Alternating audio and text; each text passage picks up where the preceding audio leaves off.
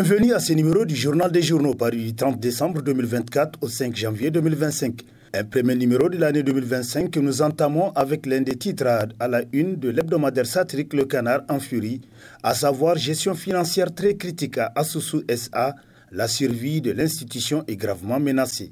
Ainsi, le journal nous rappelle que l'institution financière Asusu SA était dans le temps au Niger un instrument de référence particulièrement pour les jeunes et les femmes majoritaires dans notre société, des sujets économiquement vulnérables et dépendants.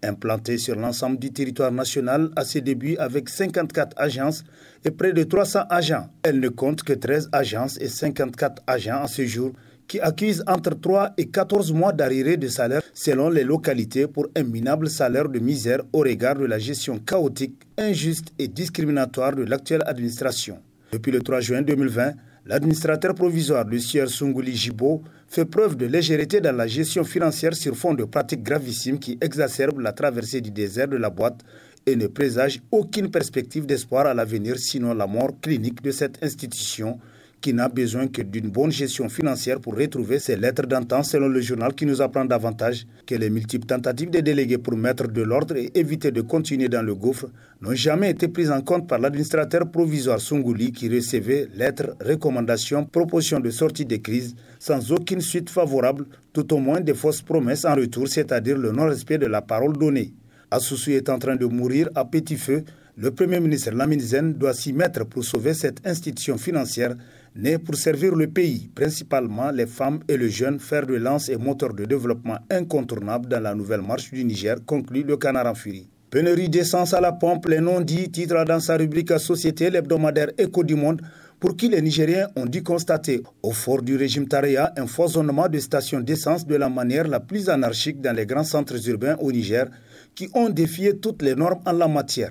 Des militants puissants du régime de Chi s'approvisionnaient en produits pétroliers au niveau de la SONIDEP à crédit dont certains règlent leurs factures après-vente et bien évidemment que parmi eux, il existe des mauvais payeurs et des gens qui payent comme ils veulent. Selon la même source, c'est ce dysfonctionnement créé à dessein pour enrichir des amis politiques qui a fait que la SONIDEP s'approvisionne à la SORAS sans être capable de régler ces factures qui se sont accumulées au niveau de la société de raffinerie de Zender.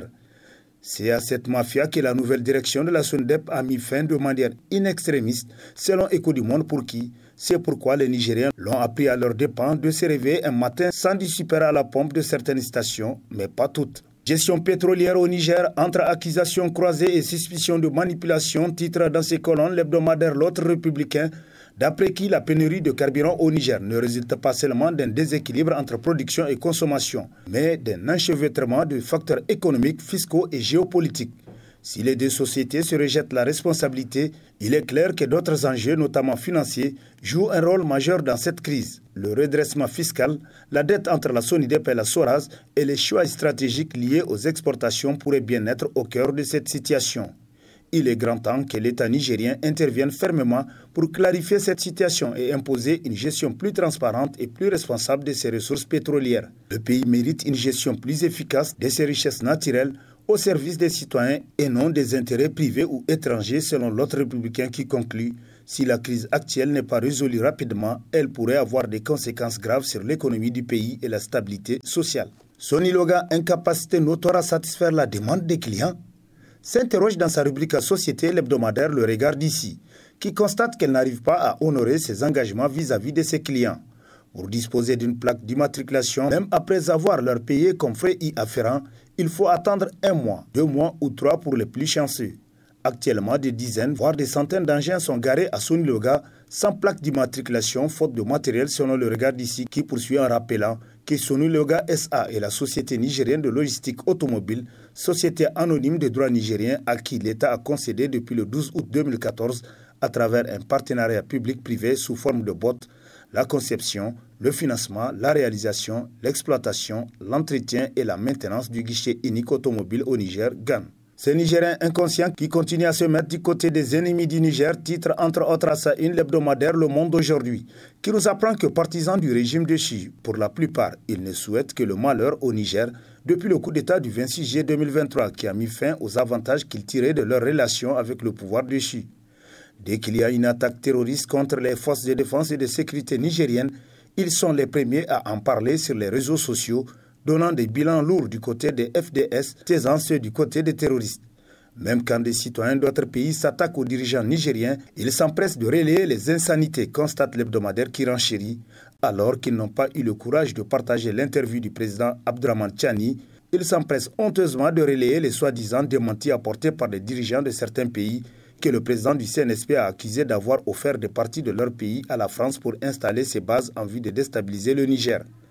Comment des Nigériens normaux peuvent-ils être si ingrats vis-à-vis de leur pays pour être du côté de ses ennemis? Se demande le monde aujourd'hui, pour qui, il faut le dire sans embâche, les comportements déviants et antipatriotes de certains de nos compatriotes est le résultat de la mauvaise politique menée par le Pendestarea durant ces 12 années de gestion du pouvoir. Lutte contre le terrorisme, la France bascule dans le banditisme, titre à sa une Niger Interhebdo, pour qui la France est aux abois.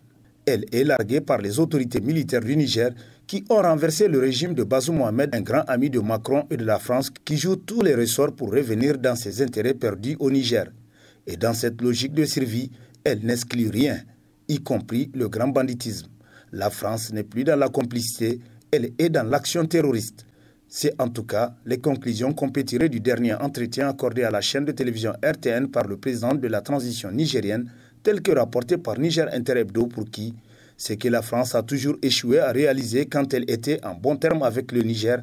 elle est en train de le réussir dans le conflit. France, Niger, Paris, Abuja, Rabat, Niamey, Macron à la manœuvre, s'exclame l'hebdomadaire satirique Le Hérisson, pour qui Niamey c'est apparemment le casse-tête chinois de l'Élysée. Dans toute cette orchestration machiavélique de l'Élysée et ses barbouzes lâchées aux trousses de Niamey, Bola Tinubu trouve son compte. Absorbé par une crise économique sans précédent qui menace la stabilité de son régime, il espère de la France au-delà de l'Occident des compensations financières pour sa bonne coopération afin de faire face aux innombrables défis de sa gouvernance, nous apprend le satirique qui poursuit que tout en manœuvrant la déstabilisation de Niamey via Abuja, l'Élysée par Rabat, son nouveau chouchou maghrébin, pour chercher à civiliser sa relation avec le régime de Abdraman Tchani. Par cette porte d'entrée diplomatique via le royaume chérifien et son souverain, Paris n'attend point un quelconque miracle. De cette démarche marocaine inspirée depuis Paris, Niamey lui-même s'en sort avec un gain d'après le Hérisson qui conclut « Ne serait-ce pas son acceptation à échanger sur un sujet censé le faire fâcher,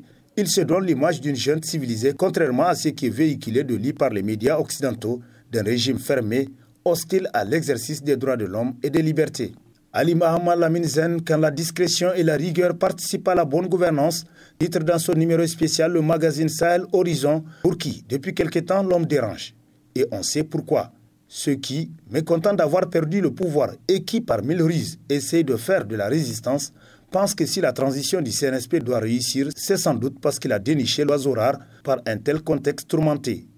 Aussi voudraient-ils, par leur manigance, comme ils savent en faire, réussir à le séparer de la junte, non pas parce que les militaires pourraient douter de ses compétences, mais en le frustrant pour l'amener à s'en dégoûter et s'en aller, d'après le journal qui constate que le Niger avance avec son Premier ministre. Il convient donc à cette date historique des 66 ans de la République de rappeler ces vérités générales. Aujourd'hui, à force de rigueur et sans tapage, Ali Lamine Zen force le respect pour le résultat de son travail à la tête du gouvernement et surtout du ministère des Finances. L'économie est sur les rails et les relations avec les partenaires internationaux sont au beau fixe, conclut Sahel Horizon. La télédiffusion du Niger TDN illumine Dosso avec une caravane de visibilité en marche du sabre national, titre dans ses colonnes l'hebdomadaire Niger Times, qui nous apprend qu'en marche du championnat de lutte coco à Dosso 2024, la télédiffusion du Niger a organisé une caravane festive à travers les artères de la ville afin de promouvoir ses services et de renforcer son lien avec la population. La télédiffusion a marqué les esprits à Dosso avec cette caravane de visibilité haute en couleur organisée en marge du prestigieux championnat de lutte. La TDN se distingue par ses services diversifiés, notamment la diffusion, la colocation des infrastructures et la location de capacités. En tant qu'opérateur national de diffusion, elle prend en charge le transport, le multiplexage et la diffusion des programmes des chaînes de télévision publiques et privées via un réseau d'émetteurs installés sur l'ensemble du territoire, nous apprend Niger Times qui renchérit. Cela garantit non seulement la qualité des signaux, mais aussi une couverture complète permettant à chaque région du Niger de bénéficier d'un accès à une télévision numérique de haut niveau. Message à la nation du chef de l'État, l'administrateur délégué de la ville de Niamey appelle les populations à s'approprier les appels lancés les 17 et 25 décembre 2024 Titre dans la rubrique Écho des régions de sa parution en date du 2 janvier, le quotidien gouvernemental Le Sahel, qui nous apprend que l'administrateur délégué de la ville de Niamey, le colonel Boubacar Soumana Garanké, président de l'Association des municipalités du Niger, a présidé le mardi 31 décembre 2024 une rencontre de sensibilisation pour expliquer aux populations de la région le contenu du message à la nation du 17 décembre et l'interview que le chef de l'État, président du CNSP, le général Abdourahmane Tiani, a accordé à la RTN le 25 décembre 2024. La rencontre a regroupé les administrateurs délégués des 5 arrondissements communaux de Niamey, les acteurs de la société civile, les organisations des femmes, des jeunes et les couches socio-professionnelles de la capitale. Les acteurs présents ont enrichi la rencontre avec des contributions et des questions pertinentes allant dans le sens de la reconquête de la souveraineté dans un engagement absolu à soutenir le CNSP dans l'intérêt de la dignité du peuple nigérien, conclut le Sahel. CHAN 2024, le MENA et Harouna Doula offrent au Niger le billet d'une 5e participation, titre dans ses colonnes l'hebdomadaire Le Potentiel, pour qui le Niger sera bel et bien au mois de février 2025 au championnat d'Afrique des Nations CHAN, prévu en Tanzanie, Kenya et Ouganda. Le MENA a obtenu son 5e ticket de participation le vendredi 27 décembre 2024 en match retour face aux éperviers du Togo après un nul 0-0 au stade du 26 mars à Bamako au Mali.